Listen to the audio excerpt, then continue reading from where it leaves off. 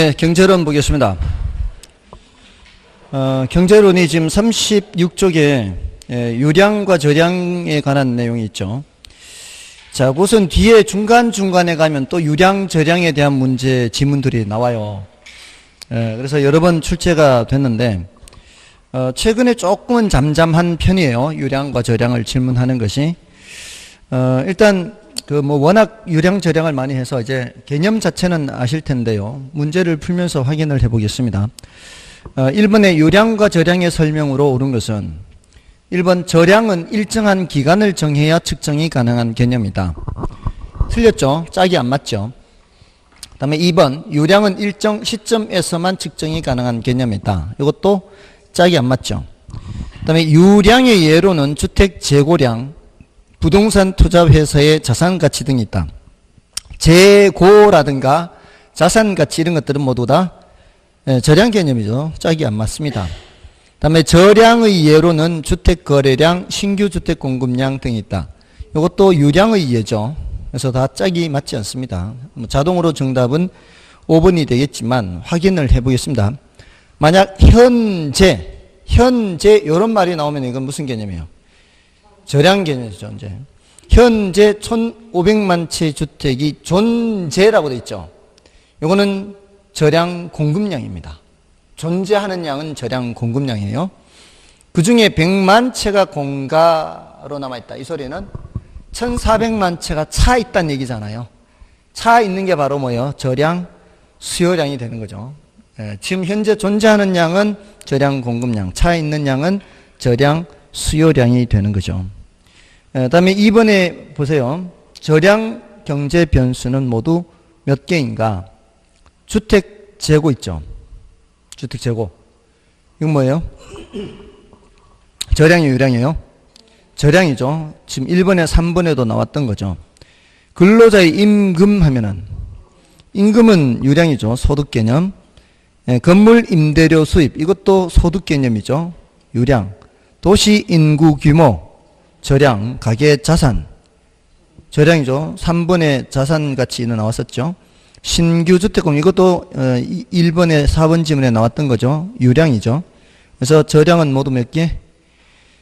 3개죠. 주택 재고, 그 다음에 도시 인구 규모, 가계 자산, 지그 재고로 되어 있죠. 3개인데 몇 번이에요? 2번이죠. 이거 조심해야 돼요. 3개인데 3번이 아니에요. 요렇게 또 틀릴 수도 있어요. 3개인데 3번, 무심코 3번 가면 틀리는 거예요. 그래서 조심하시고요. 다음에 이제 3번부터 이제 수요량 변화, 수요 변화, 공급량 변화, 공급 변화예요.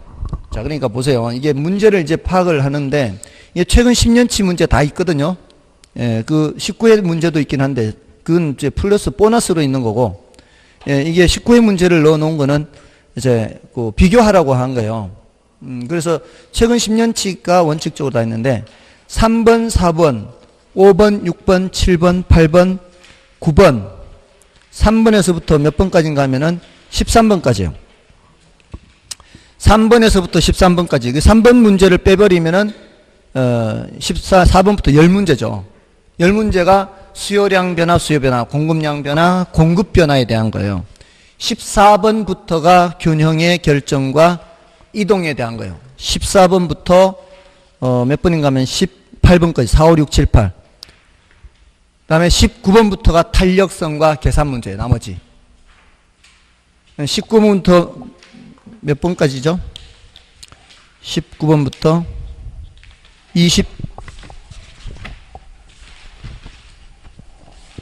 31번까지가 일단 그 계산 문제가 아닌 거고요. 여기까지는 계산 문제라고 하면 안 돼요. 계산이라고 보기 좀 어렵습니다. 그걸 계산이라고 치더라도 28번까지는 계산이 전혀 아니라고 봐야 되고요. 그나마 조금 계산이 있는 게 29번부터인데 그 나머지가 계산 문제잖아요. 그게 30 몇 번까지 있어요. 37번까지 있거든요. 자, 그러니까 결국은 한 10년간 40문제 가까이 되잖아요. 10년간 40문제 가까이 되는데 그 중에서 계산 문제가 한 문제 정도, 세 문제 정도가 이론 문제란 말이에요. 근데 그 앞부분이 20문제 가량 가까이가 그게 균형의 결정과 이동이란 말이에요. 그러니까 평소에 수업 시간에 맨 왼쪽에 적어 드렸잖아요. 맨 왼쪽에 유량, 저량, 다음에 뭐였어요? 수요량 변화, 수요 변화, 공급량 변화, 공급 변화. 그 다음이 균형의 결정과 이동. 그 다음이 탄력성이었잖아요. 그런 식으로 나온 거예요, 출제가. 그러니까 시험에 출제되는 주제들이 딱 그 정도로 그렇게 한정돼서 출제가 된단 말이에요. 그러니까 우리는 준비를 그렇게 하는 거죠. 자, 근데 그 중에 3번은 뭐예요? 수요량 변화, 수요 변화를 구별하는 거죠. 수요량 변화, 수요 변화 구별할 때 제일 먼저 뭘 보는 게 빨라요? 수요량 변화를 보는 게 빠르죠. 왜냐하면 수요량 변화는 오직 원인이 한 개밖에 없으니까, 그 재화의 가격밖에 없으니까. 그죠? 그럼 수요량 변화 요인에 아파트 가격을 빨리 찾는데 아파트 가격은 한 군데밖에 없잖아요. 그러면 정답이 그거밖에 안 된다는 얘기 아니에요. 요게 3번이잖아요. 9번을 보세요. 9번. 두 장 넘겨서 9번. 자, 거기는 뭐가라고 되어 있어요? 주택 공급 변화 요인과 공급량 변화 요인 이렇게 묻고 있죠. 앞에서는 아파트에 대한 수요 변화인가 수요량, 아파트에 대한 하고 있고, 9번에서는 주택 공급 변화와 공급량 변화 이렇게 하고 있잖아요. 여기서도 뭘 빨리 보면 돼요? 가격, 주택 가격이 주택 가격. 근데 한 군데밖에 없잖아요. 그럼 나머지는 볼 것도 없다는 얘기죠. 맞나요? 이런 식이란 말이에요. 그래서 요거는 이제 19회 때 문제지만 수록한 것은 요거 비교하기 위해서 한 거고, 다시 앞으로 하셔서 4번을 보시면, 다음 부동산 수요와 수요량에 관한 설명으로 틀린 것은 1번에 주택 가격이 상승하면 주택 수요량에 영향을 준다. 가격 올라가면 수요량에 영향을 주죠. 그 다음에 부동산 수요량은 특정 가격 수준에서 부동산을 구매하고자 하는 의사와 능력이 있는 수요량이다. 의사와 능력이 있는 거 어디서 나오는 표현이에요? 유효 수요에 나오는 표현이죠. 의사와 능력이 다 있는 거. 근데 3번은 보세요. 부동산 수요는 구입에 필요한 비용을 지불할 수 있는 경제적 능력이 뒷받침된 유효 수요 개념이다. 2번이나 3번이나 다 똑같이 유효 수요로 얘기하고 있죠. 근데 표현이 다를 뿐이죠. 그 다음에 4번에 순유입 인구가 증가하면 주택 수요에 영향을 준다. 유입 인구 증가 수요 영향 주죠. 근데 수요 곡선의 이동으로 인해 수요량이 변하는 거는 수요량 변화예요, 수요 변화예요. 수요 변화잖아요. 이게 수요 곡선 이동이니까. 그럼 정답이 5번이잖아요. 그러니까 결국은 이제 그걸 묻는 거 아니에요. 수요량 변화냐, 수요 변화냐. 그죠? 맞나요? 자, 결국은 보세요. 수요량 변화, 수요 변화예요. 근데 그 개념 자체는 어렵지 않잖아요. 그 재화의 가격이 변하면 뭐고? 수요량 변하고, 그 재화의 가격 외의 요인이 변하면 수요 변화인데, 근데 이제 결국은 수요 변화에서 틀려도 틀린다 이 말이에요. 여기서 뭘 틀리는 거예요? 소득이 나올 때, 관련재 가격이 나올 때, 그 다음에 가격 상승 또는 하락에 대한 예상 또는 기대가 나올 때, 이때 조심하라 그랬잖아요. 이때 정상제도 있고 뭐도 있고 열등제도 있고, 정상제의 경우에는 소득 변화 방향과 수요 변화 방향이 같은 거고, 관련제 가격 변화에서는 대체제 가격 변화와 보완제 가격 변화가 서로 상반되게 나타나잖아요. 대체제 가격이 올라가면은 내가 살펴보는 재화 수요가 증가하고, 보완제 가격이 올라갈 때는 내가 살펴보는 재화 수요가 감소한다 해서 대가비를 기억하라 그랬잖아요. 대체제 가격이 나올 때는 여기가 비례다. 보완제 가격이 나올 때는 여기가 반비례다. 그 다음에 가격 상승 또는 하락 예상. 상승을 예상할 때는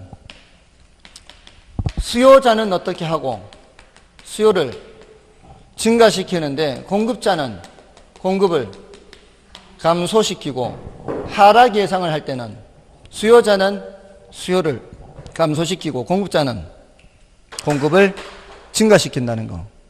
이거 말고는 틀릴 데가 없다고요. 맞아, 아니에요. 또 까먹으면 안 되지, 그거. 그러니까 주의를 할 거는 딱 정해져 있다고. 주의를 할 거. 이게 나오면 주의를 해야 된다. 이걸 미리 준비하고 있어야 된다고요. 그러면 틀릴 게 없단 말이에요. 자, 그럼 볼까요? 5번. 4번은 됐고 5번을 볼까요? 자, 5번은 뭐라고 돼 있어요? 질문이 뭐예요? 질문이. 수요 증가에 영향을 주는 했죠. 그럼 5번은 수요 증가니까 수요 곡선 오른쪽 이동 아니에요? 수요 곡선 오른쪽 이동이죠. 그럼 기억해. 수요자의 실질 소득 증가. 이거 수요 증가 맞나요? 니은은 거래세가 인상됐어요. 그럼 수요 감소 이건 안 되고. 디귿은 대출금리 하락. 금리 하락하면 수요 증가하죠. 이건 됐고. 리을은 나오네. 가격 상승 기대. 수요자들이 가격 상승 기대하면 수요 조금 전 했잖아요.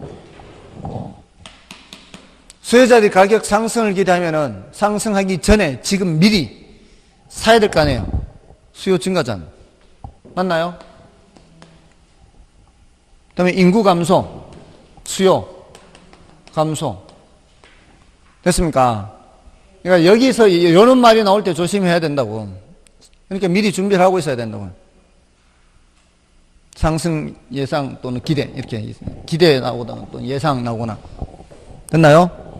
자, 그러면 6번은 반대예요, 반대. 그러니까 5번은 수요 증가를 묻는 거고 6번은 수요 감소를 묻는 거잖아요. 맞나요? 수요 감소. 자, 그럼 한 번 더 연습해 볼게요. 수요자의 실질 소득 증가. 위에 나왔던 거하고 똑같네. 첫 번째 걸 그걸 기억이라고 할게요. 수요 증가잖아요, 이거는. 이건 해당 사항인데 두 번째 거. 오른쪽으로 가서 두 번째. 아파트 선호도 감소. 선호도 감소 수요 감소죠. 이거는 해당 사항 되고. 세 번째는 건축 원자재 가격 하락. 원자재 나오면 공급으로 가야 돼. 공급 증가요. 공급증이 해당 사항 아니에요. 리얼은 네 번째는 오른쪽이야. 대체 주택 가격 하락 나왔죠? 대체 주택 가격 하락이잖아요. 그럼 대가 하락을 적어 놓고 비례니까 내가 살펴보는 자 수요 감소잖아요. 대가 비니까. 그럼 뭐예요? 수요 감소. 이건 해당 사항 되네. 그 다음에 인구 감소, 수요 감소, 비읍. 여섯 번째, 아파트 담보대출 금리 하락, 수요 증가, 시옷. 아파트 가격 하락,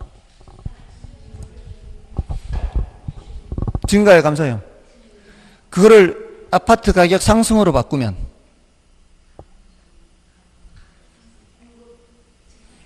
아파트 가격 상승으로 바꾸면 감소. 그러면은 하나, 둘, 셋, 넷. 만약에 바꾸면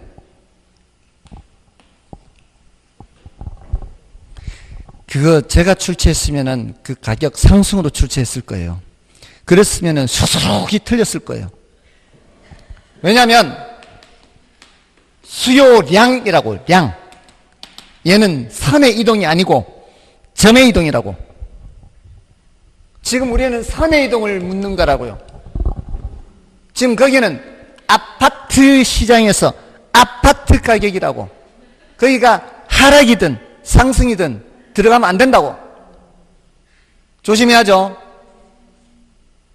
계속 이것만 생각하고 있잖아요, 지금. 화살표만 생각해. 양자는 빼먹었죠, 그냥 그 사이에. 주의를 해야 돼요. 선의 이동이기 때문에 아파트 가격은 예선 탈락으로 들어가야 돼. 맞죠? 조심해야 돼요.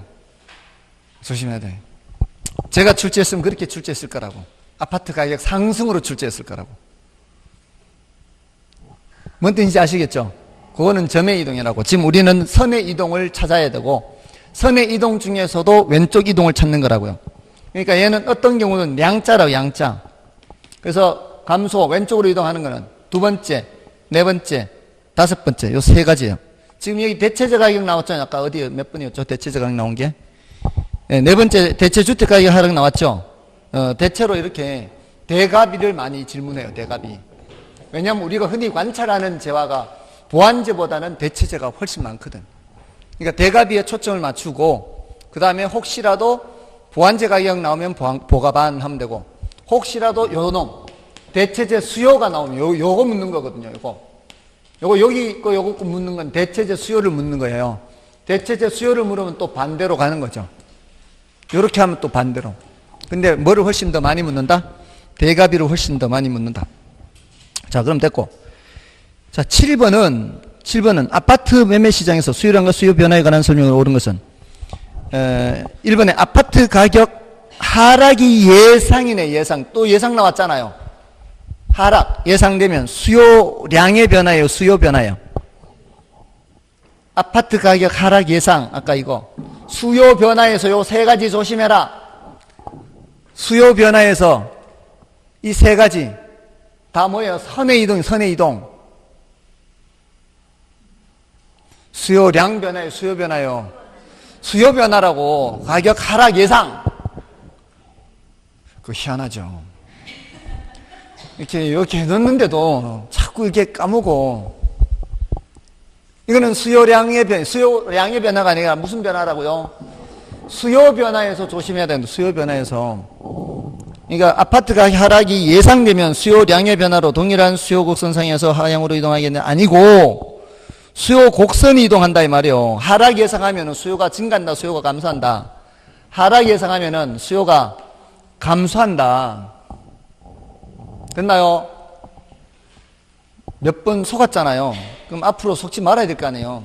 그죠? 그러면 주의를 해야지. 아, 이게 하락 예상 나오면은 조심한다. 이 수요 변화에서 조심해야 되는 세 가지.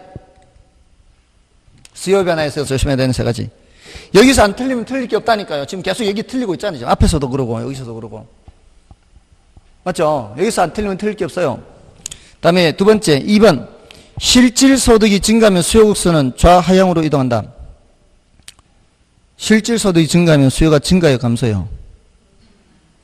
수요가 증가죠. 그러면 수요곡선은 어느 쪽으로 이동해요?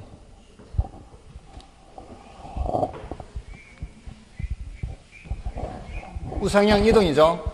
자, 이제 표현을 완성해 보겠습니다. 표현을 완성.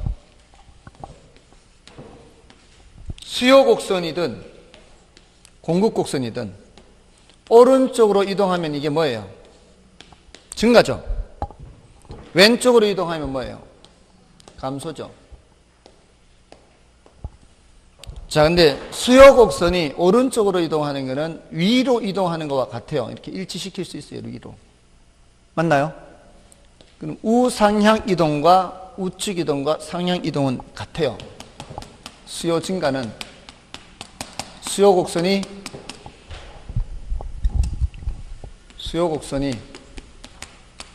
우측 이동, 우상향 이동, 상향 이동 다 같은 의미예요. 맞나요? 자, 공급 증가를 보겠습니다. 우측 공급 곡선이 우측 이동, 공급 곡선이 우측 이동한 거는 하향 이동한 거 똑같고 우하향 이동한 거 똑같아요. 우하향 이동, 하향 이동하고 같아요. 자, 보세요. 공급이 증가하든 수요가 증가하든 증가하면 다 어느 쪽이에요? 오른쪽이죠. 근데 여기 뒤에 여기 붙을 때는 얘는 수요는 우상향인데 공급은 우하향이 증가해요. 자, 이렇게 우라는 단어가 붙어 있으면 전부 다 그냥 우측 이동 증가라고 보면 돼요. 우라는 단어가 있으면 뒤에 걸 신경 안 써도 돼요, 사실. 우상향이든 우하향이든 우자가 있으면 다 오른쪽으로 이동한 거니까. 근데 좌우라는 말을 빼고 할 때만 조심하면 돼요. 수요 곡선은 상향 이동이 증가인데 공급 곡선은 하향 이동이 증가라는 거예요. 아셨어요? 그러니까 거기에 있는 표현, 우리 시험에는 거의 이렇게 질문하는 경우는 별로 없어요. 거의 대부분 뭐를 써붙여 준다고요? 좌우를 써붙여 줘요. 자, 좌측 이동 해볼게요. 노란 걸 쓴 거, 좌측 이동. 수요 감소. 수요 감소는 수요 곡선이 어느 쪽으로 이동? 좌측으로 이동. 그 다음에 좌하향 이동. 여기는 하향 이동 다 같은 거라고요. 그럼 여기 공급 감소는 공급 곡선이 좌측으로 이동하고 좌상향 이동하고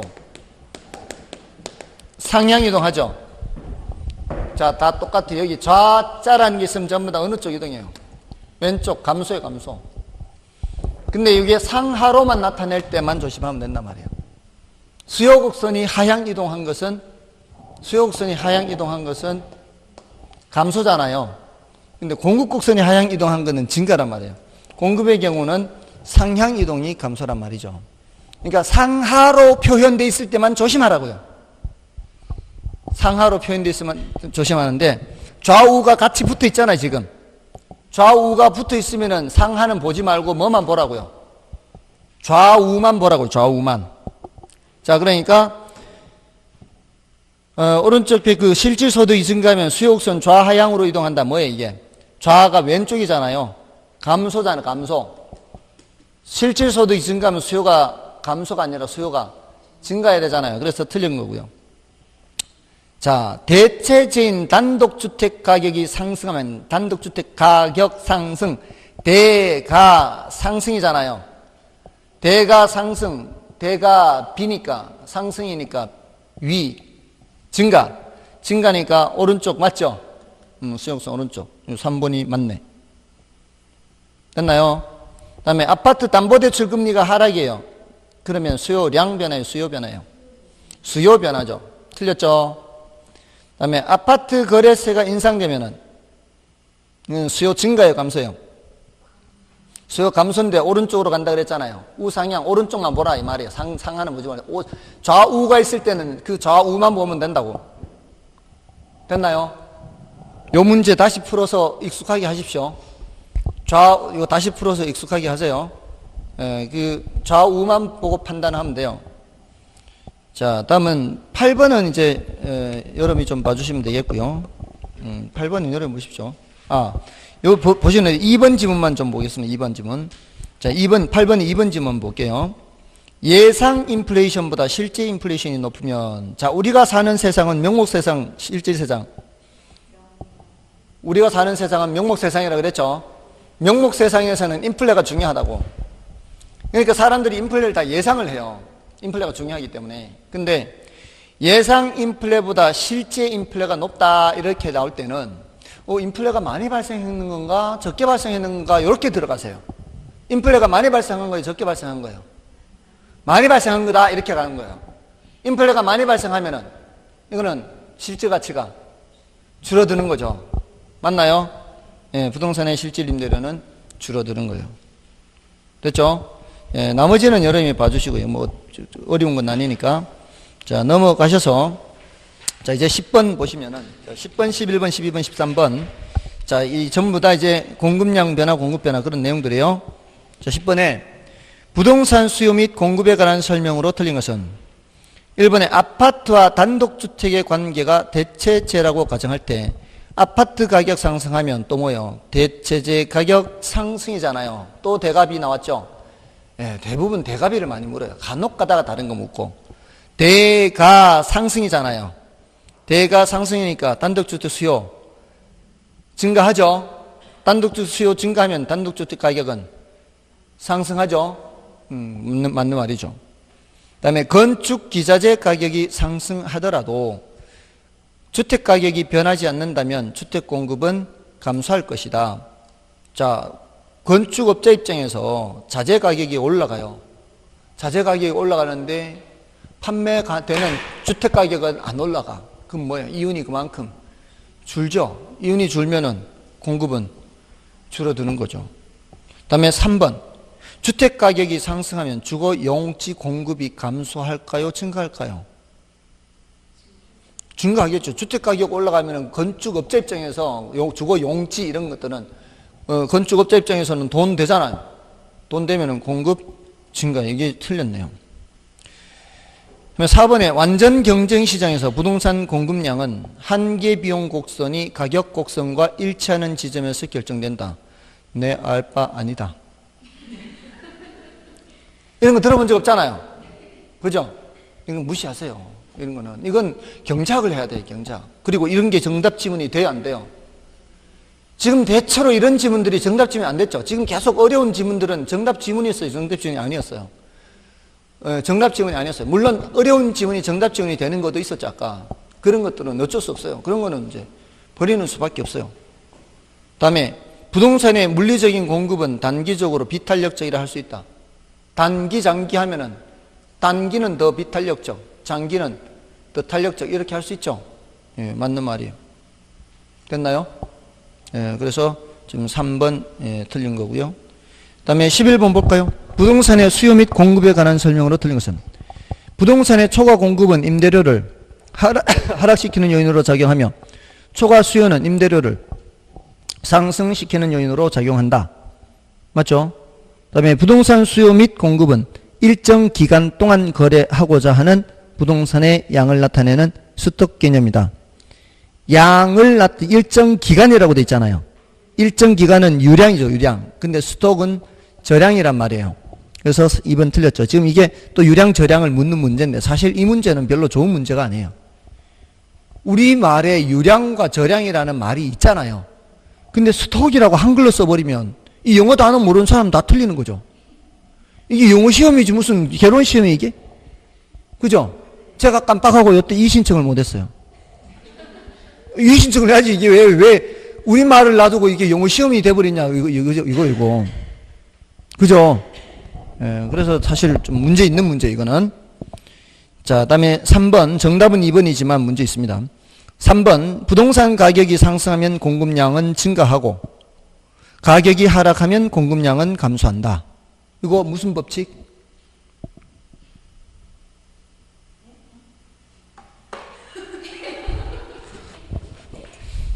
이럴 때는 제가 뭐 어떻게 해야 될까요? 가격이 올라가면은 공급량이 증가하고요. 가격이 내려가면 공급량이 감소해요. 이거 무슨 법칙이라 그래요? 공급법칙. 워낙 안 나오던 거 갑자기 나오니까 그러네. 가격이 올라가면은 수요량은 어떻게 되고요? 내려가고, 가격이 내려가면은 수요량은 올라가고. 이건 무슨 법칙? 이거는 수요 법칙. 이거 안 했어요. 가격 올라가면 수요량 내려가고, 가격 내려가면 수요량 올라가고. 무슨 법칙? 수요 법칙. 가격 올라가면 공급량 증가하고, 가격 내려가면 수요 공급량 내려가고. 공급 법칙. 했죠? 예, 근데 자주 안 물으니까. 여기도 지금 등장이 별로 안 하잖아요. 근데 이게 바로 뭐를 얘기하고 있는 지문이다. 공급 법칙을 설명하는 지문이다 이 말이에요. 명시적으로 공급 법칙이란 말은 안 나왔어도 이게 뭐를 의미한다? 공급 법칙이다 이 말이에요. 아시겠죠? 그러니까 그런 맥락으로 이해를 하고 있어야 돼요. 그래야 표현이 바뀌었을 때 아 이게 그 문제구나 이렇게 적응을 할 수가 있는 거죠. 다음에 4번은 그 10번의 5번 지문과 같은 거예요. 그죠? 예, 단기적으로 비탄력적이죠. 다음에 수요 부동산 5번엔 또 나오네. 부동산 수요자의 소득이 변하여 동일 가격 수준에서 부동산의 수요 곡선이 이동하였다면 이를 수요 변화라 한다. 맞잖아요. 그잖아요. 예, 이거 또 수요량 변화, 수요 변화. 그러니까 하나의 문제에서 여러 가지를 질문할 수가 있죠. 근데 지금 이 문제를 사실은 유량저량으로 배치시켜도 돼요. 왜? 정답이 유량저량에서 나왔기 때문에. 근데 이제 다른 이제 수요량 변화, 수요 변화 이 표현들이 많이 있기 때문에 지금 이쪽으로 배치하긴 한 거예요. 자, 그 다음에 오른쪽으로도 볼까요? 12번. 부동산 공급에 관한 설명으로 틀린 것은 1번 부동산의 신규 공급에 신규 새로 지어 공급하는 것은 유량이에요, 저량이에요? 유량이죠. 여기도 유량, 저량 또 나오잖아요, 이렇게. 그 다음에 부동산은 공간과 위치가 공급되는 성질이 있다. 그렇죠? 부동산은 결국 어떤 위치 또는 공간 요걸 공급하는 거고 부동산의 개별성이 뭐예요? 개별성. 그거 외에는 다른 게 없다는 뜻이죠. 개별성이라는 거는. 대체할 만한 게 있어요, 없어요? 없잖아요. 그러면 공급을 비탄력적이 되게 하죠. 대체할 만한 다른 게 없으면 교체가 안 되고 하면은. 근데 비독점적이 아니라 독점적이 되게 하는 거죠. 예, 그 말 표현에 속으면 안 돼요. 그거는 예, 표현에 자칫 속으면 안 돼요. 그다음에 3번은 그래서 정답이고 4번은 공공임대주택의 공급은 주택시장에 정부가 개입하는 사례라 할 수 있다. 그죠? 무슨 개입이에요? 직접 개입이죠. 그 다음에 주택의 공급 규모가 커지면 규모의 경제로 인해 생산 단가가 낮아져 건설 비용을 절감할 수 있다. 규모의 경제 했었죠? 네, 규모가 커지면 그렇게 할 수 있죠. 네, 정답은 3번이었고요. 그 다음에 이제 13번은 어떻게 질문하고 있어요? 공급 곡선을 우측으로 이동시키는 했잖아요. 지금 앞에서는 수요곡선 좌측 이동, 수요곡선 우측 이동 이런 게 했던 것처럼 여기서는 이제 공급곡선 우측 이동이죠. 예, 그거는 여러분이 보셔도 되겠죠. 예, 이거는 어렵잖아요. 어려 보시고요. 자, 14번부터는 이거는 균형의 결정과 이동이에요. 14번은 계산 문제 아니에요, 이거. 14번 계산 문제라고 착각하면 안 돼요. 균형 임대료와 균형 거래량을 묻는데 계산으로 푸는 게 아니라 어떻게 해요? 균형 상태에서는 수요량과 공급량이 똑같아야 되잖아요. 수요량과 공급량이 똑같은 거 찾아라는 소리 아닌가요? 숫자만 보고 계산이라고 하지 말고. 쉽죠? 됐나요? 2번. 그러니까 예전에 이거 출제됐을 때 사람들이 숫자만 보고 이거 계산 문제인 줄 알고 바로 패스. 이런 사람들 수두룩했어요. 그러니까 좀 보고라도 넘기더라도. 자, 넘어가시면 이제 15번.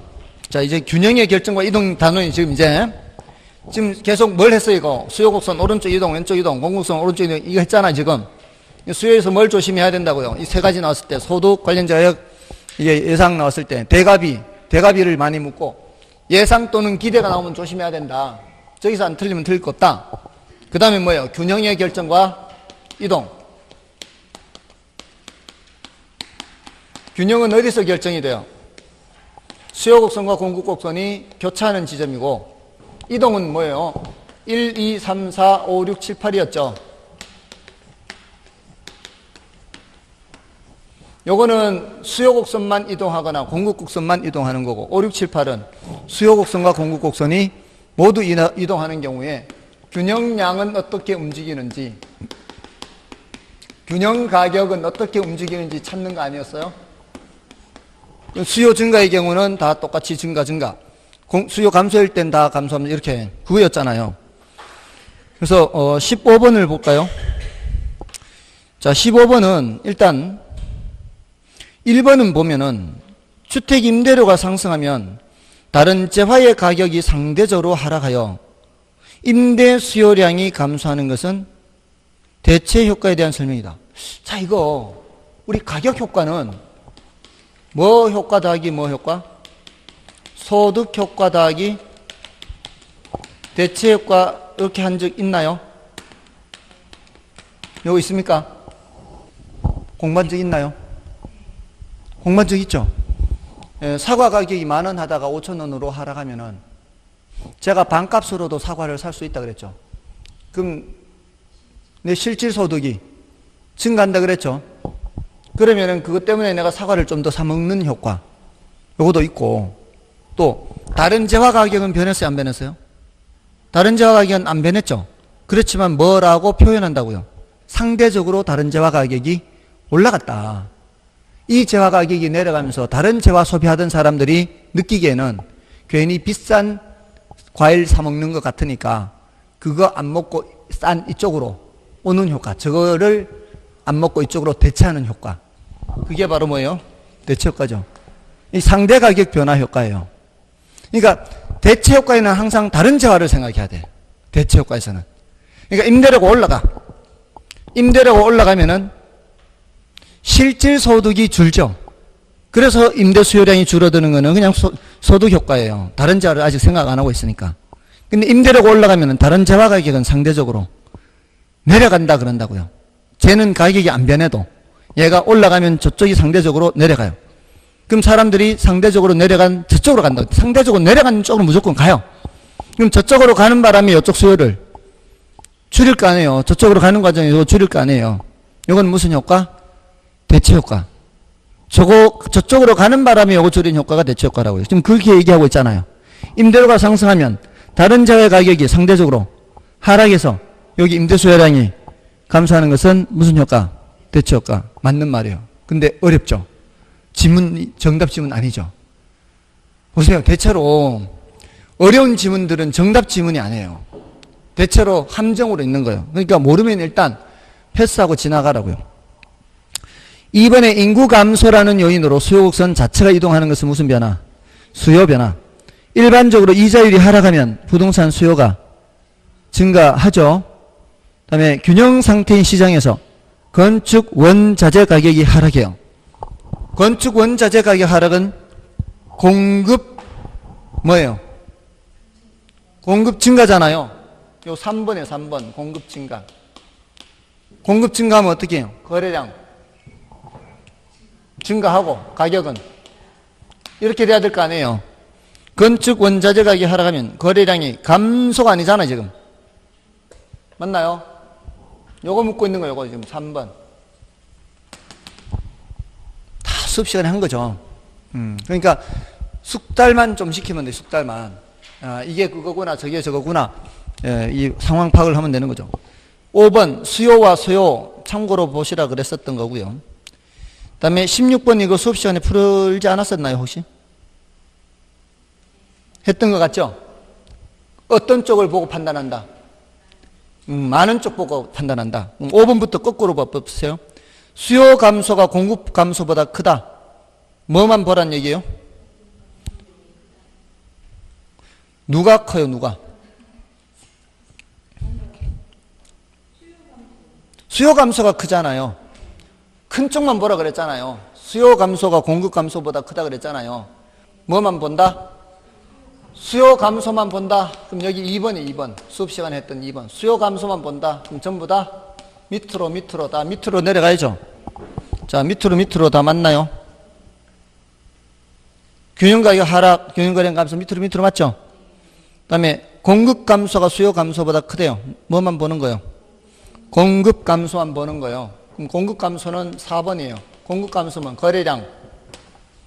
거래량은 내려가고 가격은 올라가는 거잖아요. 맞나요? 가격은 올라가고 거래량 내려가고. 그 다음에 3번은 수요 증가가 공급 증가보다 크대요. 뭐만 본다? 수요 증가만 본다. 그럼 수요 증가는 1번. 수요 증가는 전부 다 위로죠. 위로. 상승하고 위로 올라가고 거래량 맞죠? 그 다음에 2번은 수요가 불변이고 공급이 증가요. 뭐만 본다? 공급 증가만 본다. 공급 증가는 거래량은 증가하고 가격은 내려가죠. 가격 내려가고 거래량은 증가. 양은 항상 같이 움직이니까.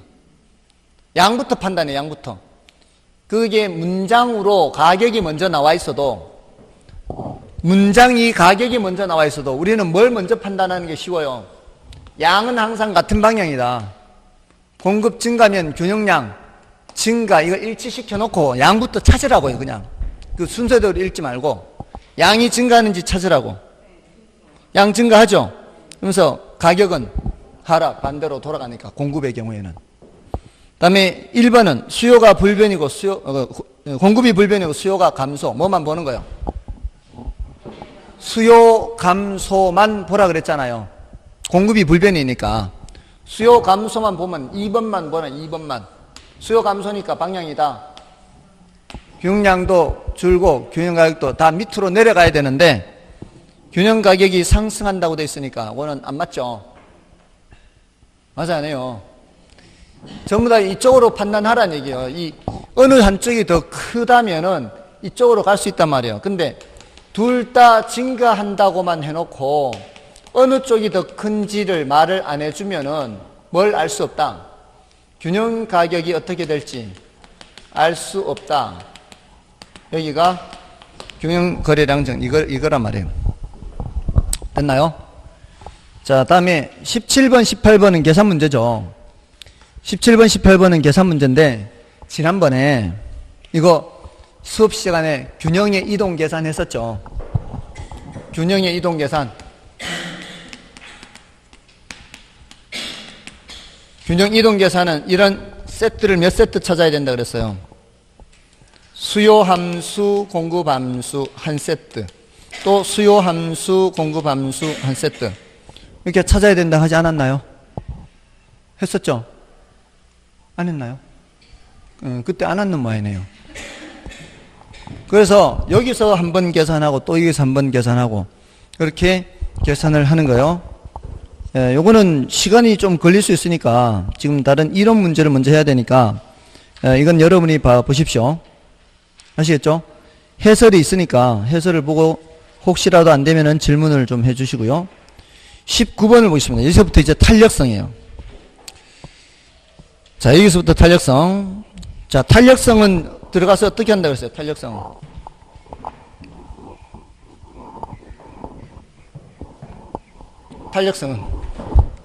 탄력성 개념 뭐였어요?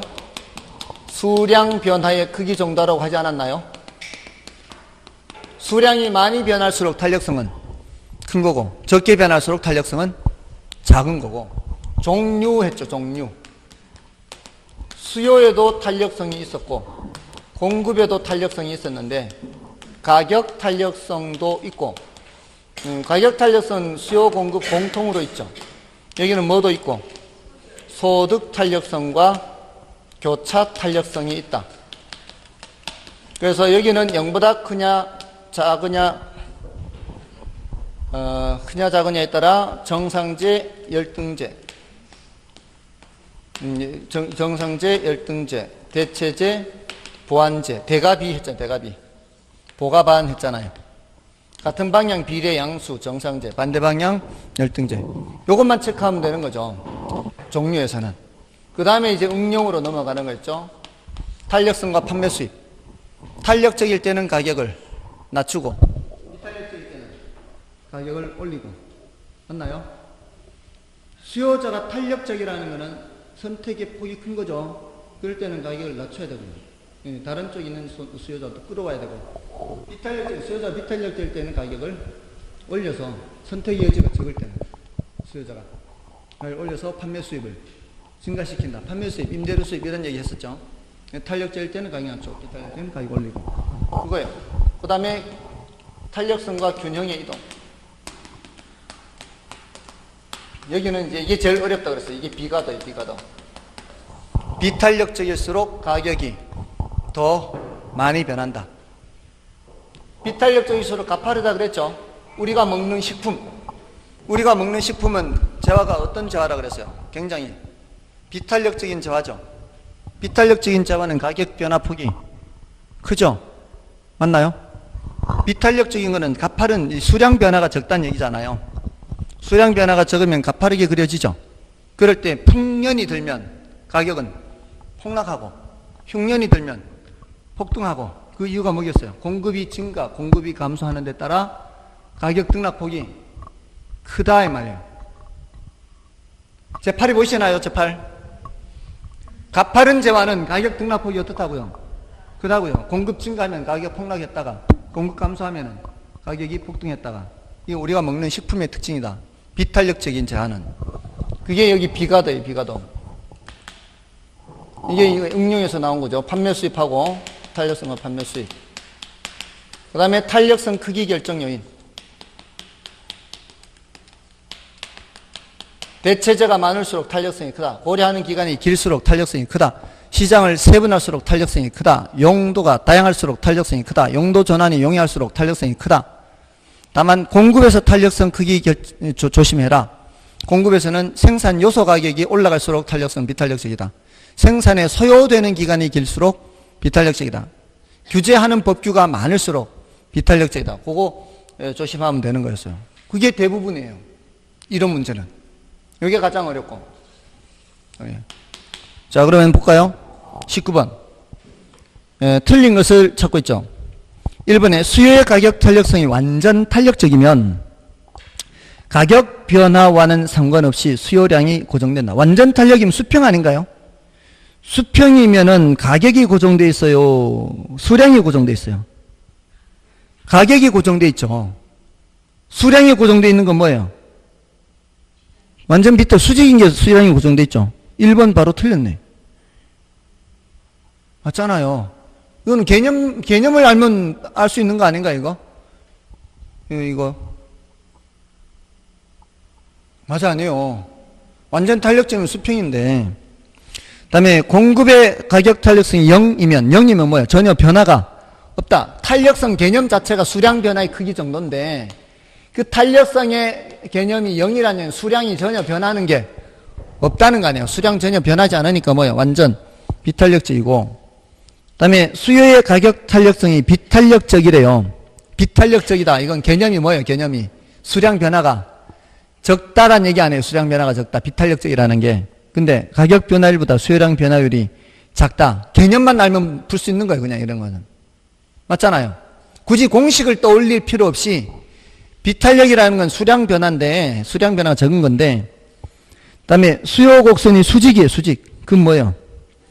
완전 비탈 수량 변화가 전혀 없는 거 아니에요. 그 다음에 5번도 공급의 가격 탄력성이 탄력적이라 그랬죠. 그건 뭐예요? 수량 변화가 크다란 뜻이잖아요. 수량 변화가 크다면 가격 변화율보다 공급량 변화율이 더 크죠. 수량 변화, 양 변화율이 크다 이 말이잖아요. 맞나요? 개념만 알면 된다고요. 이 개념, 수량 변화의 크기 정도. 굳이 공식을 수요의 가격 탄력성에서 가격 변화율 분의 수요량 변화율 이걸 떠올리지 않더라도 이게 1보다 크면 탄력적인 거잖아요. 탄력적이라는 개념 자체가 뭐가 더 크다는 얘기예요. 수량이 많이 변한다는 얘기 아니에요. 탄력성 개념 자체가 수량 변하는 크기 정도니까. 자, 그럼 됐고요. 다음에 20번은 그러니까 정답은 19번이 몇 번이었어요? 1번이었고 20번은 공급의 가격 탄력성에 따른 수요의 변화에 관한 설명 중 옳은 것은 1번에 공급이 가격의 터에 완전 탄력적이래요. 수평이래요. 그러면 뭐가 변화가 없는 거예요? 균형 수평이면 공급이 가격에 대해 완전 탄력적이면 수평이면은 수요가 아무리 이동해도 뭐가 변화 없어요? 가격이 변화가 없지. 가격이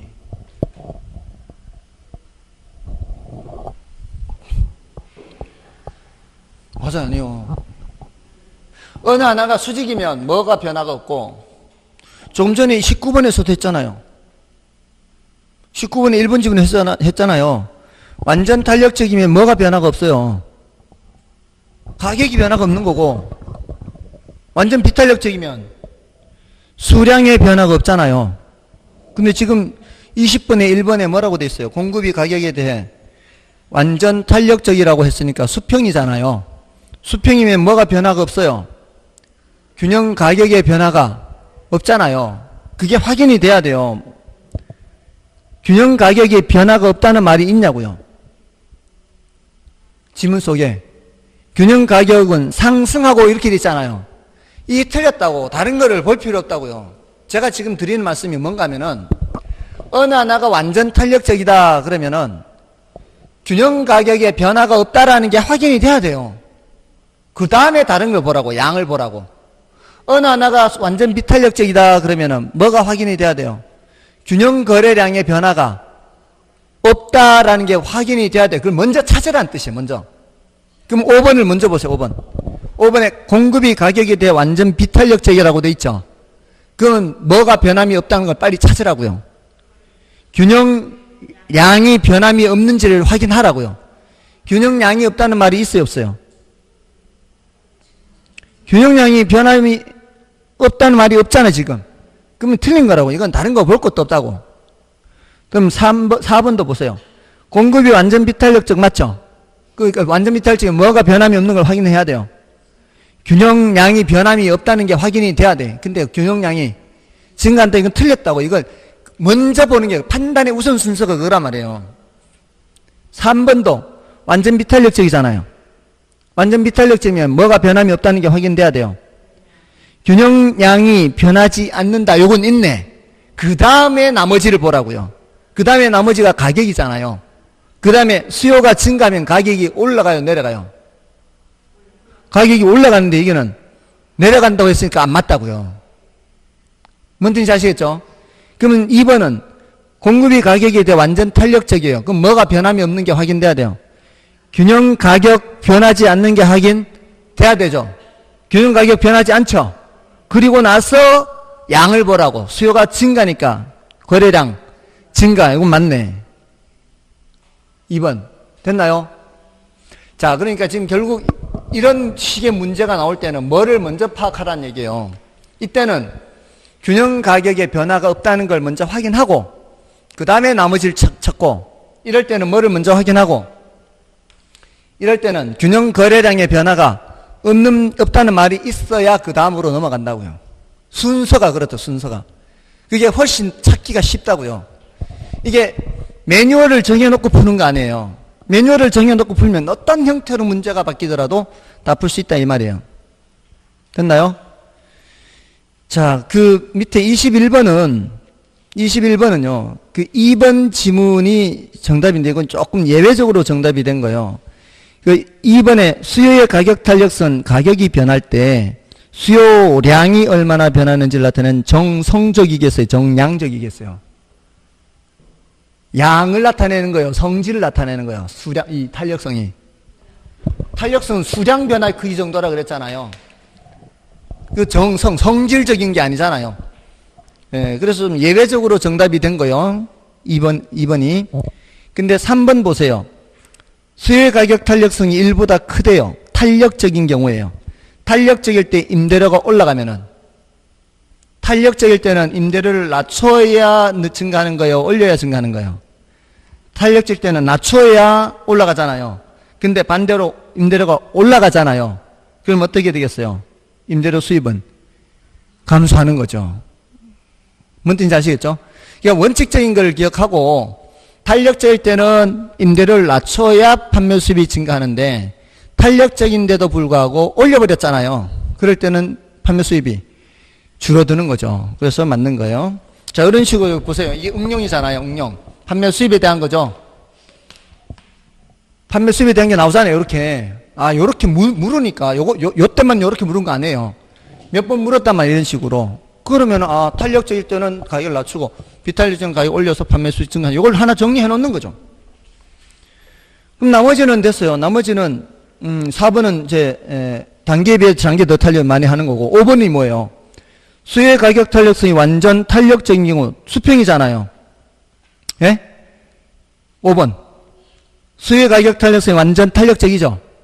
수평이죠. 뭐가 변함이 없다가 확인돼야 돼요. 가격 변화가 없다 확인되나요? 임대료 변화하지 않다 확인됐죠? 그 다음은 공급이 증가하니까 거래량은 증가하는 거잖아요. 이렇게 확인하시라 이 말이에요. 됐습니까? 어느 하나가 완전 탄력적인 경우에는 뭐의 변화가 없다? 균형 가격의 변화가 없다. 어느 하나가 완전 비탄력적이면 균형 거래량의 변화가 없다라는 것을 먼저 생각하고 들어가라 이 말이에요. 자, 이제 넘어가시면 이제 22번 59페이지 있어요. 59페이지에.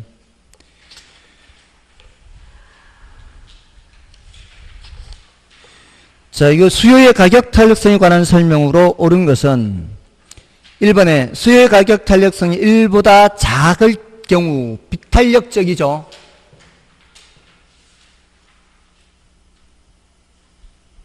수요의 가격 탄력성이 1보다 작을 경우 비탄력적이죠. 이때 전체 수입 이런 말 나오고 있죠. 전체 수입, 임대료 수입 이런 의미예요. 이게 임대료가 상승함에 따라 어떻게 해요?